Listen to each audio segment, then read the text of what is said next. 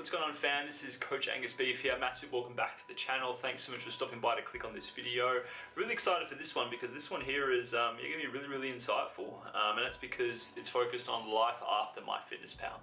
Chances are that if you've been in the dieting game for any decent length of time, or you've been trying to change your body composition, trying to change how you look, trying to change how you feel, I'd bet my bag of 1 kg peanut butter cups, like legit, I've got a 1 kg bag of peanut butter cups in my cupboard. I bet that bag of peanut butter cups that you have dabbled in MyFitnessPal for a period of time. I'm someone who discovered MyFitnessPal and used it for the first time back in 2014, and yeah, now it's 2019, and it's only just kind of now where I'm experiencing how awesome it is to kind of wean off it and not use it entirely. And yeah, we're going to unpack a whole heap of awesome stuff in this 3-part video. I'm going to be covering basically why tracking and using MyFitnessPal is an awesome tool to have up your sleeve, and then I guess as we go along, basically breaking that down. In part 2, I'm going to be covering who should and who shouldn't be using MyFitnessPal, and then in part 3, I'm going to be covering basically what comes after, because a lot of people basically invest their life, their soul, their everything into MyFitnessPal, and then if they were to try and take it away, or if it was taken away from them by, sort of chance, or just by the app, developers shutting it down, going, fuck you everyone, you can't use the app anymore. Like, a lot of people would be doomed because they only know how to eat and make decisions based on using an app, right? So I hope you get some value from watching this video. If you're a returning OG subscriber, drop it some love and let us know, how you're going with MyFitnessPal. And if you're new to the channel, hope you get some mad value still from watching this, and you should definitely think about subscribing if you give a shit about, evidence-based, no BS knowledge, and some fun, entertaining videos along the way. So without further ado, let's get stuck into part 1, fam.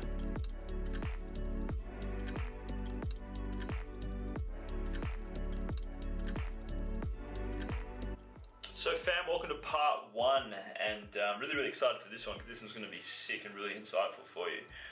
Oh, whoops, there we go. I put it up in an old video. If you haven't watched that one, by the way, in terms of if dieting were a video game, just scroll into the uploads and you can check out my last video, especially if you love The Legend of Zelda. But first off, what we're going to be looking at, fam, is basically insights into, why MyFitnessPal is an awesome tool to have up your sleeve, alright? So let me pull open the black here. So we're going to be using my iPad as per my standard. I love using the iPad, and throughout different parts of this video, I'm going to be using my phone as well and screen recording from there so that I can provide you some mad value there as well. So one of the first things being is that it allows you to be able to understand the difference between quantity versus quality when it comes to food, right? For the average person, right, this may not be you, but for the average person, all they know is just quality, meaning they see food as good, bad, clean. This is where you got buzzwords like, super, guilt-free, all this sort of shit, right? Which is obviously valid to a degree, right? Don't get me wrong. Like, when it comes to food quality versus food quantity, I'd probably say that if it was like what's more stronger or more beneficial or more kind of like what's important, I'd probably say that it angles like, I don't know if this is right, let's zoom in, but let's probably say that it's like this. So it's like, it's not quite even, but food quantity is over here, and then food quality is slightly less in terms of an importance scale. Obviously, for you to be able to have any chance at losing fat, you need to be healthy. So this is why food quality matters. But what's awesome about MyFitnessPal is that it opens you up to understanding from a quantity point of view just what's in food. It allows you to basically understand the calories in food. It allows you to learn the macros in food. So basically protein, carbs, and fat. I remember before I started tracking, like, I didn't even know what macros were. Like, I literally only saw food as these sort of things. So it was kind of mind-blowing for me, kind of like when old mate Neo learns the Matrix and he gets the code and he's like, holy fuck, like he sees food in a different way, you know what I mean? So it allows you to be able to learn about the calories in food. It allows you to be able to understand the macronutrients in food. So that obviously refers to protein, carbs, and fat. It allows you to be able to learn the fiber and the micronutrients in food.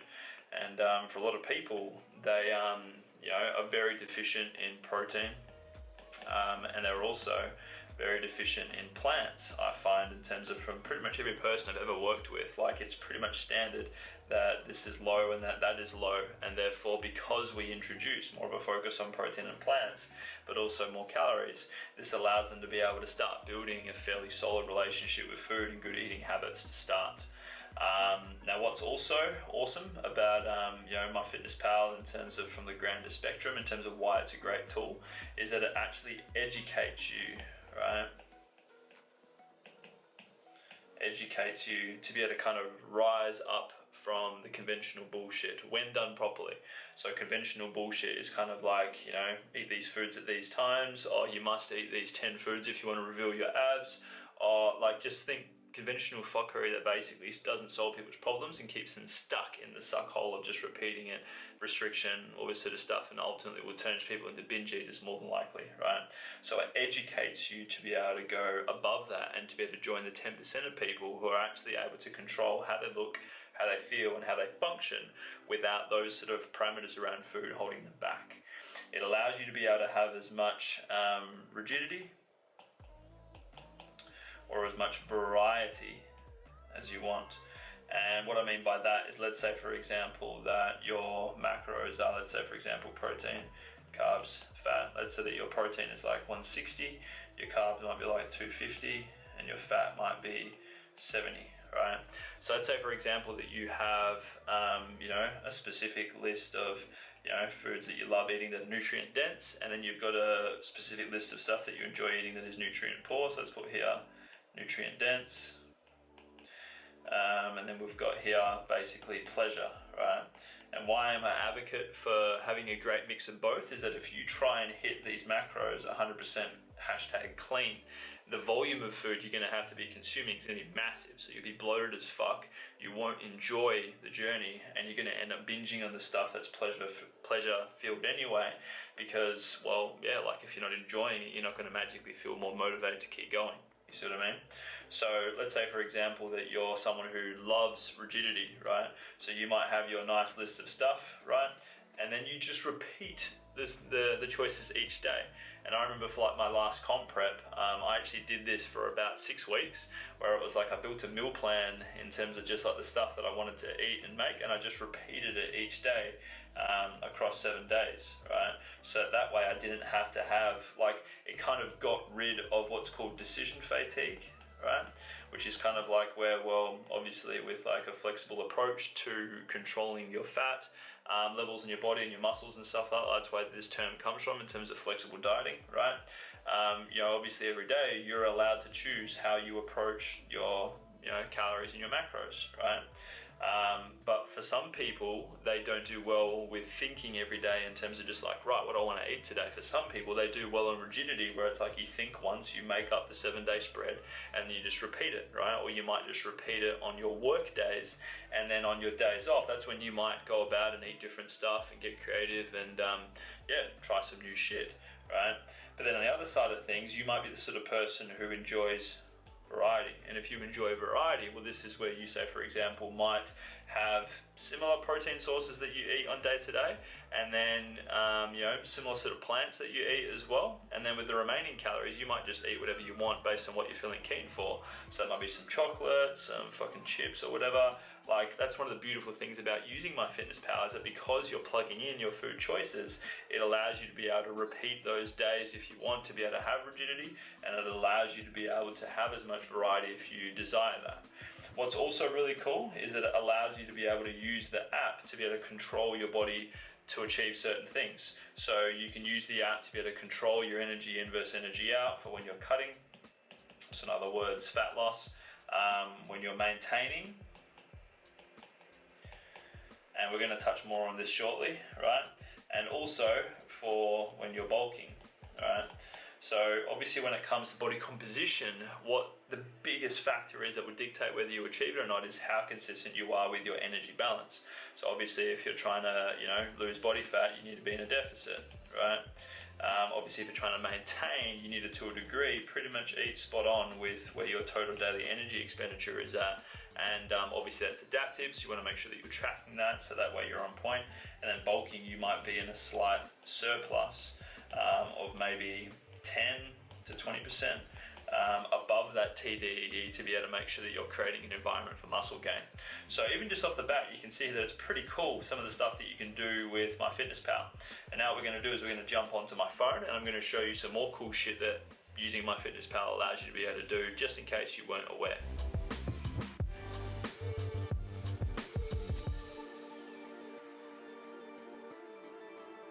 So fam, here I am popping up my MyFitnessPal, and you'll see there my streak is 2 days, and that's because, well, yeah, I've not been using the app at all of recent.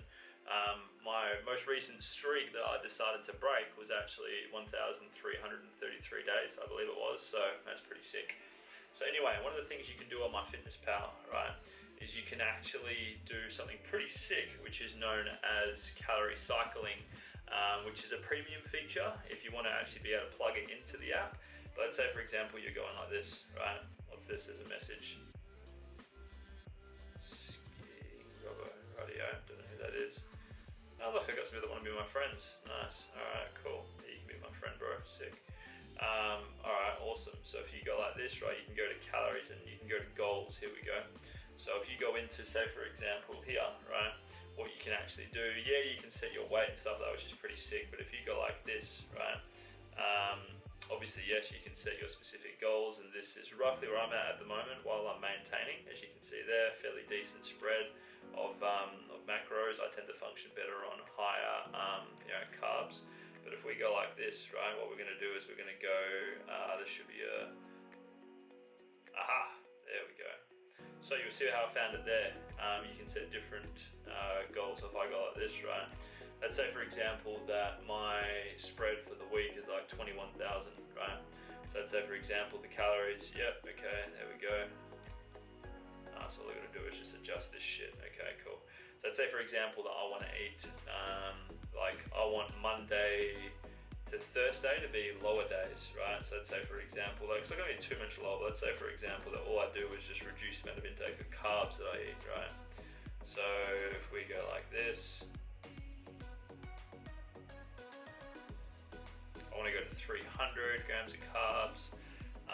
So if I put it to there, and then let's say like protein, you shouldn't really cycle. Fat, I could reduce a bit, so let's put it down to say like 90, right? So 300 grams of carbs, 160 grams of protein, 90 grams of fats. Let's say that I set that as there, right? So already I've pretty much dropped calories by like, what was it, 34. So like I've already dropped a decent amount of calories there, right? So I'm setting it as Monday, Tuesday, Wednesday, Thursday. Good stuff. Right. And then what we're going to do here is for Friday. See what I mean? So if we go back there, 34, 33. And then here we're at, so it's 350. So let's say 800 calories we're eating below my standard, right? And if we go to here, let's go for Friday and Saturday, that I'm going to eat just a fraction less, not as low as the other days, right? So this is like something that I get some of my advanced clients to do, which is where we play with their weekly spread of calories and macronutrients as opposed to just eating the same targets every day. So similar before I said that you can have as much variety as you want, right? This is one of the things that you can do. So if you look there, and then what I could do is with the calories that I would have normally, so if we go there, so 34, 33, right? So 34, 33 times by 7, right? So that means that, 34, 33 times by 7. So that means, what? 3,340 times by 7. There we go. So 23,000 is my roughly weekly intake, right? And if we add up these other totals, right? And so let's see, so we've got that plus that. So it's like I would be able to, if that was the case for my Sunday, right? Be able to pretty much be able to play it to a stage where we'd like, we're at about 800 calories, probably more than, 800 grams of carbs. You can probably bump the protein up. But either way, it's like what I'm doing here is I'm basically cycling my weekly intake to be able to hit a certain amount of overall calories, which you can see there. All I've done is I've just adjusted it from day to day to be able to hit that same overall weekly amount. And then what's pretty cool about that is that this is good for, say for example, if you've been tracking for a while and you've got the hang of it in terms of hitting your day-to-day linear targets, you would use this as an example to be able to cater for social situations and kind of just go with the flow of your eating. So this is pretty cool, keep this in mind. And obviously it's got heaps of cool stuff you can be doing here with the premium features. Obviously, given that I'm not using the app, I'm probably just going to downgrade to normal.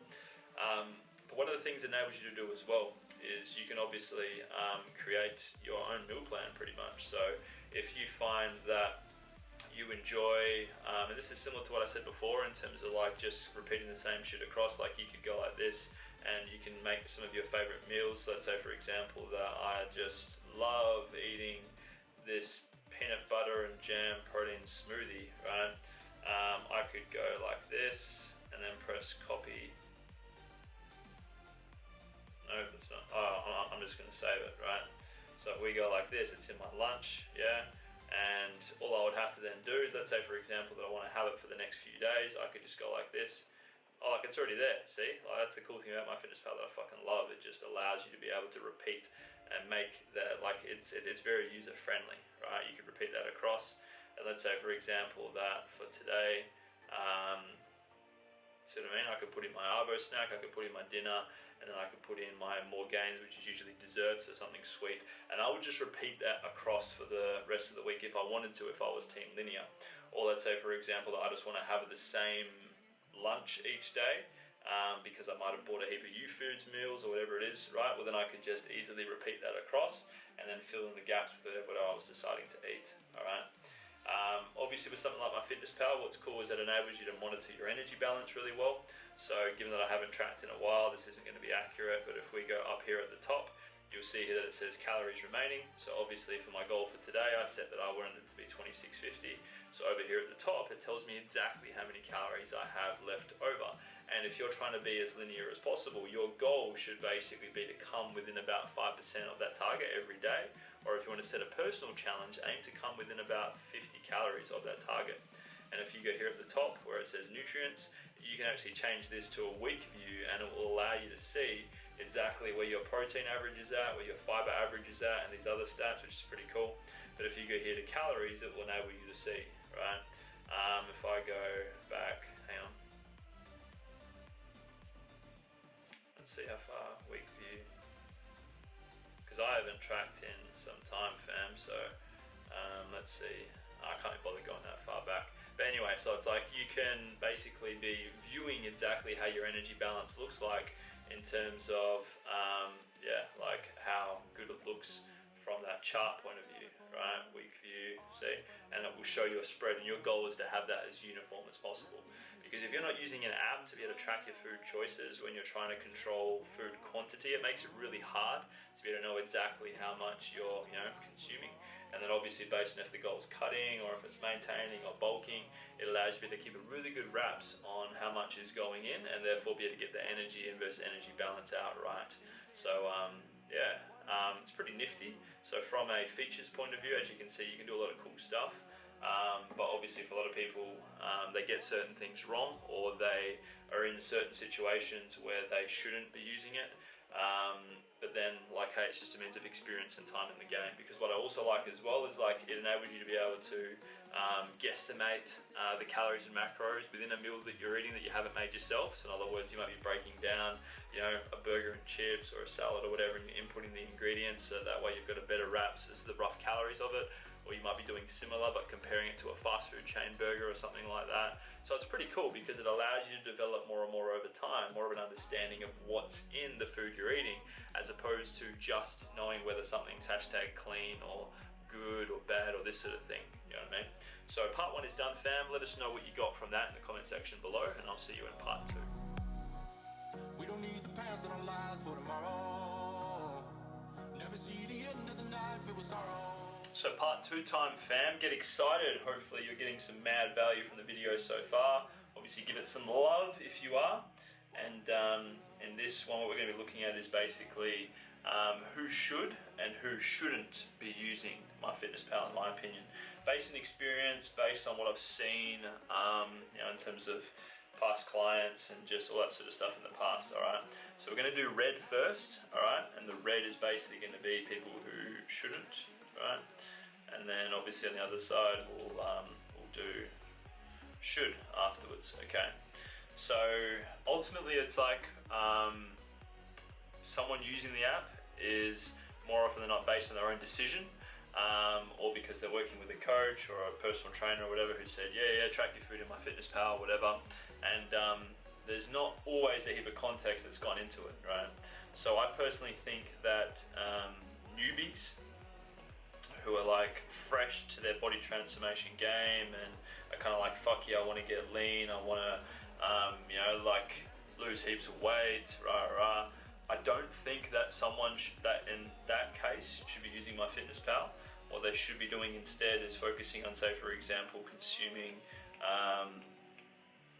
protein, like a serve of protein 4 times daily, like maybe like in sync with this, trying to get in 500 grams of various plants, like another one might be, say for example, 3 liters of water. Like things like this first, and developing some consistency around that, because if there's these habits in place here and then the person goes on to start tracking, they will already have those habits there. They're not going to really find it too difficult to hit their protein targets and their fiber targets, and then obviously their water targets, and then they can just learn how to fill in the gaps and adjust meal sizing and frequency to hit the overall calories and the targets. But I think if someone's just diving straight in and they haven't yet been coached what it is like to be able to create balanced meals and like developing habits around getting in decent amounts of protein and plants and stuff like that, well then it's going to crash hard. So if you're a newbie checking out this and you've been wondering if you want to get into MyFitnessPal or not, I'd probably say to advise against it.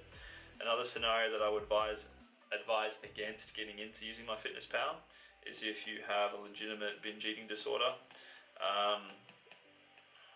Because usually I find that like me myself, like I used to be a binge eater, and like I'll talk about more of my experience with food and MyFitnessPal and stuff shortly in this part. But what I've found is that like when you have an actual disorder, like obviously the bulk of it is all just psych, and like you've got such a warped relationship with food, with yourself, with everything, and as a result you use food as a coping mechanism.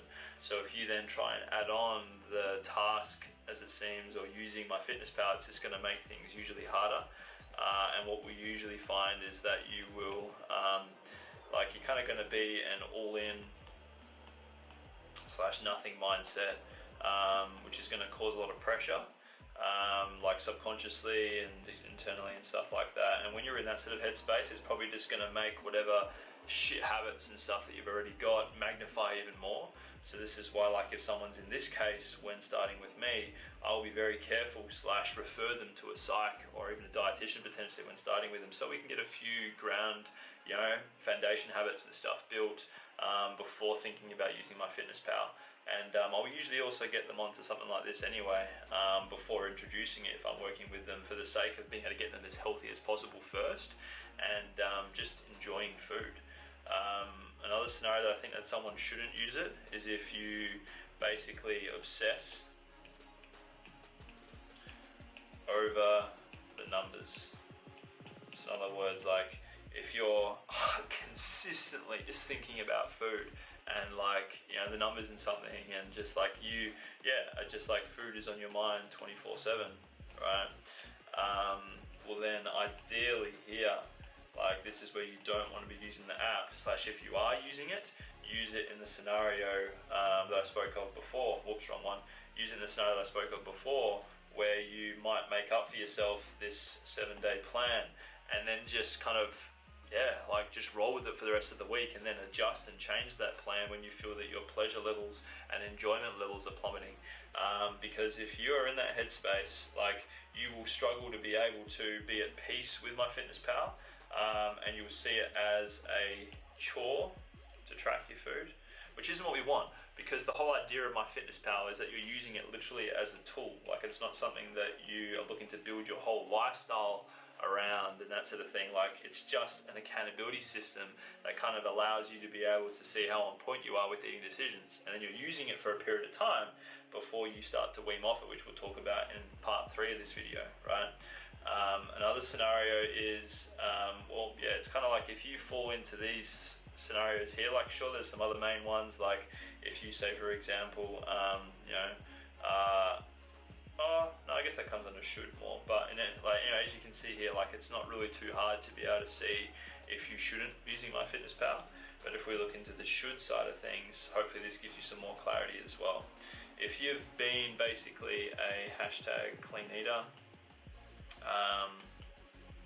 or you've basically just been following, or not following, like basically pretty much just be sticking to trying to eat healthy, and you feel like you've got a good wraps around this sort of thing here in terms of getting in protein and plants and water, that sort of thing. Like if you're in this sort of boat and you've been doing so for probably about 6 months fairly consistently, and you feel good around food, you don't feel restricted, and you feel like you're ready to basically level up, well then fuck yeah, awesome. Like that's probably a good scenario to be able to start tracking.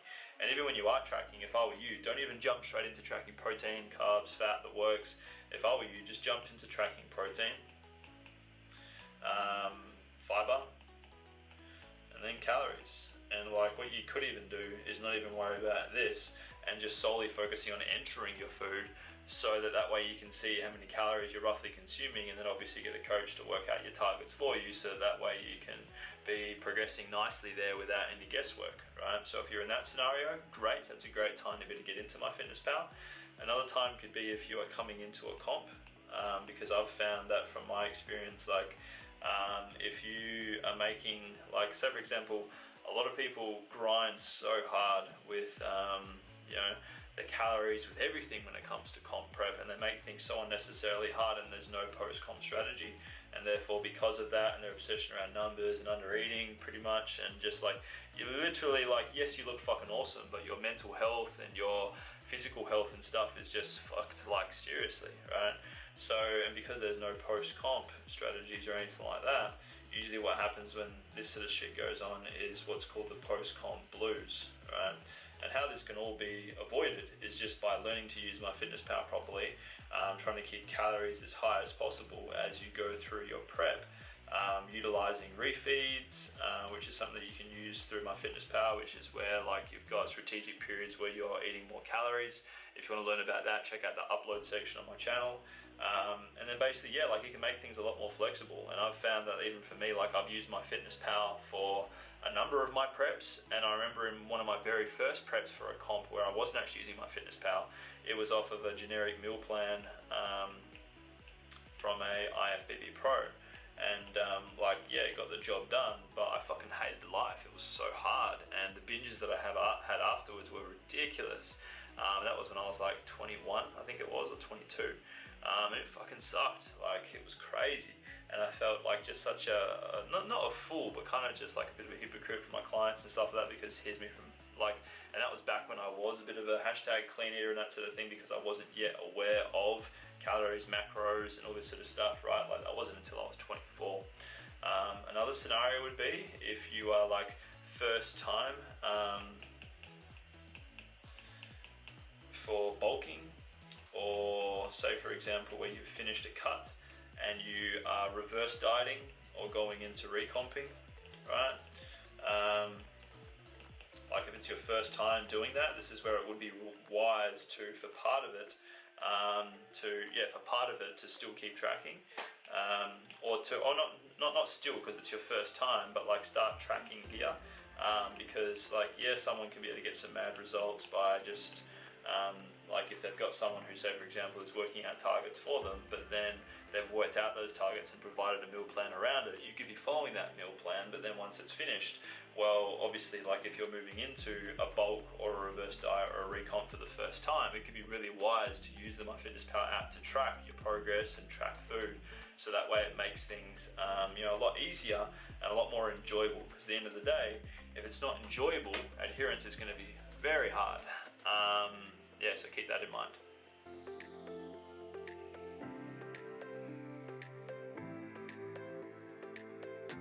So fam, this is kind of like the bridge between part 2 and part 3 of this video, and I thought it'd be cool just to share kind of like my own experience with using MyFitnessPal. So I first started using MyFitnessPal late 2013, early 2014 I believe it was from memory, and I remember like I fucked it up hard, and the reason why that happened was because I basically used an online calculator to work out my targets, and then basically went, right, these are my targets, I'll just try and eat as hashtag clean as I can to hit them, and then I will also half them, thinking that I would be able to shred quicker and be able to get more mad gains, and yeah, the life would be sick.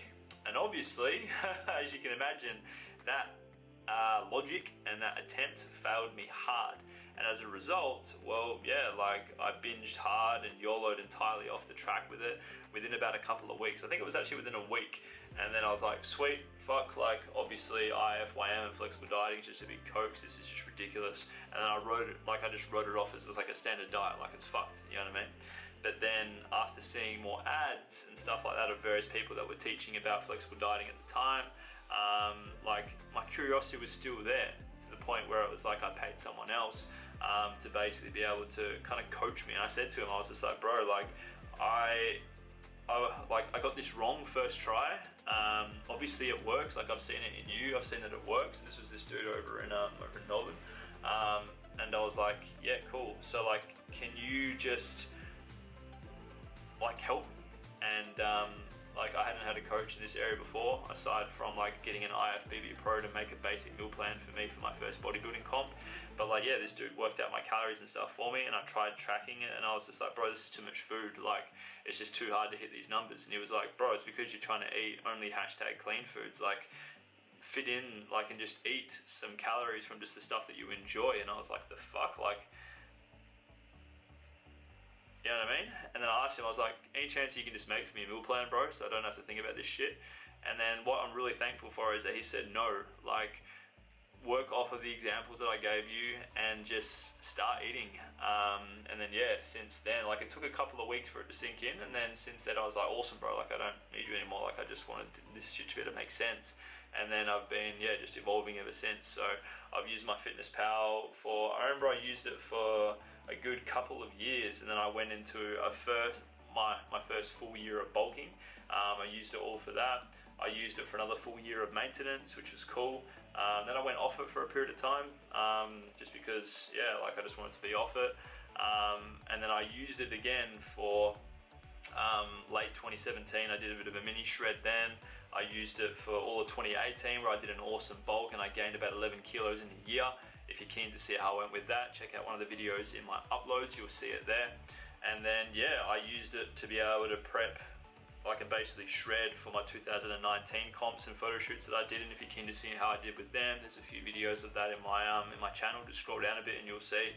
So yeah, like I've used MyFitnessPal for on and off for a range of years, and what it's been so cool to see is like it just allows me to learn what's in everything. So now it's like no matter where I am in terms of whether I'm traveling or whether I'm home or what's going on, whether it's a meal that's been made by me or one by, you know, a restaurant or whatever, like it's like I just eat now. Like, you know, I've you know, like yes, you still see food as macros and calories and stuff like that, but it's like I'm free from the dieting restriction paradigm that comes with, you know, just time in the game of tracking for a while, right? And then now more so, I don't use MyFitnessPal at all, apart from just client check-ins and seeing how they're getting on. Like, and it's awesome because obviously coming out the other end, you've got all those skills up your sleeve and knowledge and education up your sleeve from all that time tracking. And then obviously what comes after that is what you're gonna learn in part 3. But yeah, MyFitnessPal is sick, and I think where people fuck things up in terms of using the app is when they are kind of slotted, or they kind of fit in that who shouldn't category that we spoke about just before, or they don't use it as a tool and they just obsess over it too much, and it ends up becoming something that like is a bit of a liability to them rather than an asset. So that's my experience with using the app. If you have some more questions around, you know, my experience with the app, or any questions in regard to what we've covered so far, use the comments below. Otherwise, get excited for part 3, fam.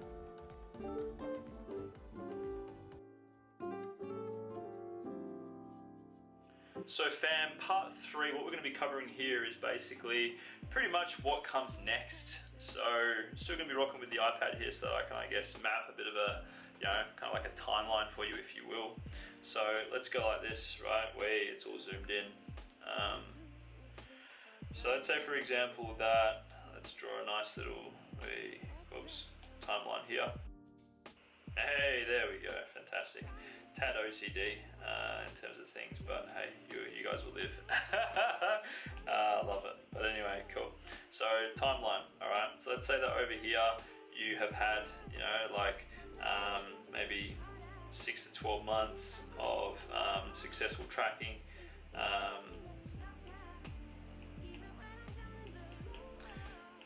And this is just sort of like as a minimum, I feel like, for you to really maximize the benefits that come with a decent amount of time in the trenches of weighing food,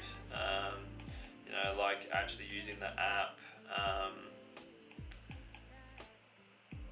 period of time, experiencing calorie cycling, and some of the features that we went over before.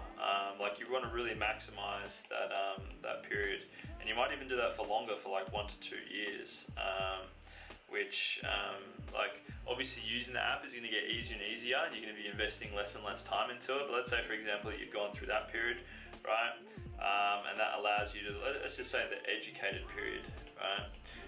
Because what's happening there is that's exactly what's happening. You're educating yourself around how food works, and really kind of evolving from there, right? And then the biggest goal as you go into the, let's just say, evolving sort of phase, right, is to, and you might even have this as 3 to 6 months. It might take a bit less, but let's just say work with that. And your goal here is to basically wean yourself off the app, right? And usually an approach that I'll take with a client when they're at this stage is that I will reduce the amount of days that they're actually tracking. So I'll say, initially I'll say 2 days no tracking, and the other 5 days they are loosely tracking. And then what I might do with them as well is I'll bring about what's called guesstimating challenges, which is where, say, for example, at least once a day you basically enter into MyFitnessPal something that you've made, but you didn't weigh anything, and you just guesstimated by looking at it to test your visual cues. And then what you might do is, let's say, for example, you're looking at some chicken and you're like, yeah, it's about 150 grams, and then you weigh it to see how on point you were, and this builds those visual cues and those visual skills in terms of just having that covered. And then what we might do is we'll do 4 days no tracking, to the point where we're then at 5 days, to the point where we're now 7 days no tracking, but they might have, in sync with this, 1 weekend a month where they actually are, just to test how they've been going, where they're feeling in relationship with food, that sort of stuff, right? Now, obviously, these timeline periods don't have to be bulletproof. Ultimately, it's it kind of comes down to the context of your goal. When I'm working with people specifically that don't have comps coming up, their biggest goal is just to be able to have a rock solid relationship with food, not struggle with weight anymore, and just finally feel in control. So we don't really have a specific deadline to achieve things by. So therefore, because that's the case, it allows us to be able to, just get them healthier and stronger, and get their body performing better on more food. And then what happens here is for kind of ongoing to a degree, and why I say to a degree is because you might decide that you want to have a comp, or you want to do a photo shoot or something like that. And if that's the case, this is where you will more than likely fire up the app again, and you will kind of do the opposite of what we said earlier. So it's you'll fire up the app and you might track for 2 days, tracking, right? And this tracking is just to kind of see where you're at with things, how your food choices are going, how much calories you're taking in, that sort of stuff. Then it might be 4 days Then you might start weighing food, and then before you know it, you're tracking properly, because you're now, a month out or 2 months out from whatever the thing is, right? But if that's not happening, well, then ongoing, what we're going to be focusing on, or what you want to be kind of dialing in on, is basically tapping into and building the skills of what's called intuitive eating. And part of that is learning to work with, not against, your body. And obviously when it comes to your body, like, it's smart, yeah? Like, it doesn't give any fucks about your goals whatsoever. Like, it's literally built to keep you safe. So if you're trying to work against it all the time through under eating and shit dieting attempts and just trying to mask your hunger with, like, diet soft drinks and shit like that, like, yeah, it works and it can be a good tool for when you're deep in a deficit and you're close to a photo shoot or whatever. But when you're ongoing, like, you don't really want to be doing that. You want to be learning to work with your body rather than against it. In sync with that will be learning how to just work alongside your cravings. Because a lot of people, they feel like they're a bad person by craving something specifically, and as a result, when it comes along, if they try to deny it and abstain from it too much, they're pretty much guaranteed to have a YOLO moment with it before too long. This is where it's cool to be able to learn what's called the hunger scale, and just in a nutshell, in terms of what that is, if you've not heard of that term before, let's say that 1 is over here, 10's over here, and you've got a bit of a scale here. Let's say 5 is here.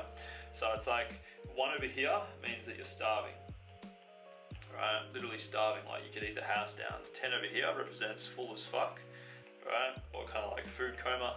Yeah, wouldn't be able to eat anymore if you tried, feeling pretty sick, like, because of how full you are. Now, part of the hunger scale and recognizing that is kind of just like being in tune with yourself while you're eating, and when you are about to eat, to kind of gauge when it's time to eat or when it's time to stop eating, right? So where you want to be is roughly about here, consistently, and that's a 3 and a 7. Ideally, you don't want to be getting more full than this, and ideally, you don't want to start eating when you're more hungrier than this. And this is something I teach my clients in depth, but in a nutshell, this is kind of like a good skill to have up your sleeve, because a lot of people lose it through just their dieting bullshit. And then what also is something that can be focused on while in this phase in terms of the ongoing and kind of like, progressing off of MyFitnessPal and that sort of thing, what can be focused on next is just what's called food normalcy, or what some will refer it to as kind of like just being neutral towards all food. So that means that like no food has novelty, not because you don't like it anymore, but it's like you are in such a state of like fucking peace, right?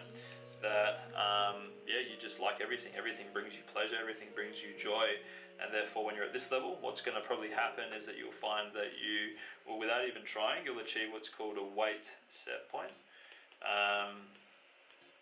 weight setting point.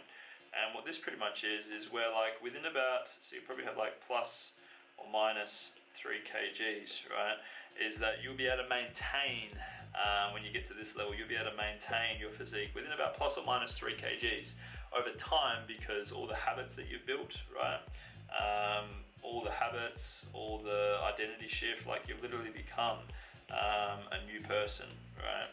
Meaning that it's as if you've kind of gone from a Charmander to a Charmeleon to a Charizard and you're stuck there now. Like, it's just literally become a new person.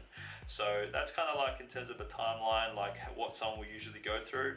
A lot of people kind of get that mucked up without even knowing, and will be trying to do different stages or like jump to chapter 6 when they're only in chapter 1 and that sort of thing. So it's like ultimately the goal is to just get to a stage where you, like, MyFitnessPal isn't something that you're going to be using forever. Like, this is something I preach to my clients hard. Just like, it is a tool. You're using it for a period of time, and then obviously that period of time comes to an end, and you're trying to keep progressing accordingly with this stuff that I've just mentioned, because there's always room to keep growing. And what's really cool is that there's more to the game than just losing fat. Like, people seem to forget that, and they don't notice it, or they don't have a clue about it, not knowing that there's opportunity to learn how to recomp, which is where you can stay lean while adding muscle at the same time. There's opportunity to learn how to actually like maintain and how to actually bulk. Like, this is all really cool stuff that you can do and achieve once you are starting to master the energy in versus energy out balance and equation. And boom, there we go, fam. Really hope you enjoyed watching my newest video, Life After MyFitnessPal. I've personally not found any other videos like this in terms of people teaching on this sort of sort of thing. So do me a favor, if you found the video valuable and insightful, give it a like. Let us know in the comments what you took from it. That'd be really really awesome from my end to see. If you have any questions around using MyFitnessPal, whether it be how-to based stuff or just kind of like showing me where you're at in the journey, I'd love to hear as well. And speaking of which, if you're keen to follow more in mine and kind of just the cool shit that I'm teaching day to day, you can follow me on my social media. My handles are just below. And if you're keen to check out insights into me and how I coach people to master this stuff, that'll be even better for you. You should check out one of the links in my video description. And it'll give you more insight to how I work my magic, because like, in case you weren't aware, I've been a dieter since I was 14. That's when I started my first diet. And for about 10 years, I was doing all sorts of shit that was just making me more and more hate myself and struggle with weight. And like for periods of time, I was hardcore binge eating and just burying my feels in food. I've been skinny fat before, I've been over 100 kgs before, so it's like, chances are that I can relate to a lot of what you're struggling with. And yeah, like to be on the other end over here, where I now get to coach men and women all across the world to be able to love themselves and food again. It's fucking cool. But either way, thanks for watching this video. Give it some love. If you're new to the channel, check out the other videos in the upload section. Heaps to check out. I'll probably be doing a couple more eating videos in the upcoming videos. But either way, I hope you've got some value from what I've shared in this video. Big love. Have an amazing day.